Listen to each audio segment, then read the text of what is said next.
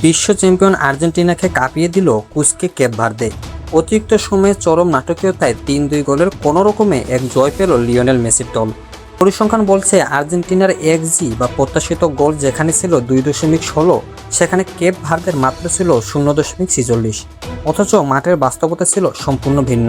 স্পেনের সাথে ড্র করে আসা কেপ ভার্দে এদিন রক্ষণে এতটাই সংগঠিত ছিল যে তাদের গোলরক্ষক ভজিনিয়ার একের পর এক অতিমানবীয় সেভে থমকে যায় আলবি সেলেস্তারা। প্রথমার্ধে মেসির এক নৈপুণ্যে এগিয়ে যাওয়ার পর আর্জেন্টিনার মাঝে এক ধরনের আত্মতুষ্টি ও গা বাঁচিয়ে খেলার মানসিকতা দেখা যায়, যা তাদের ম্যাচ থেকে ছিটকে দিচ্ছিল।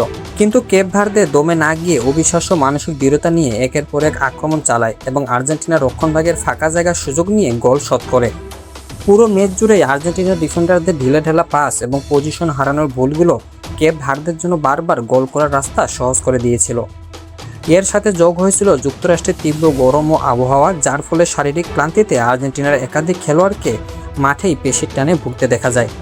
সবচেয়ে বড় ধাক্কা ছিল মাঝ মাঠের অফ ফর্ম এনজো ফার্নান্দেস ও ম্যাক এলিস্টাররা ছন্দ হারানোয় আর্জেন্টিনাকে লং বল ও সেট পিসের উপর নির্ভর করতে হয়েছে। পরিসংখ্যান যতই আর্জেন্টিনার পক্ষে কথা বলুক না কেন, মাঠের লড়াইয়ে কেপ ভার্দে প্রমাণ করে দিল যে ফুটবলে সাহস আর বিশ্বাস থাকলে যে কোনো পরাশক্তিকে থামানো সম্ভব।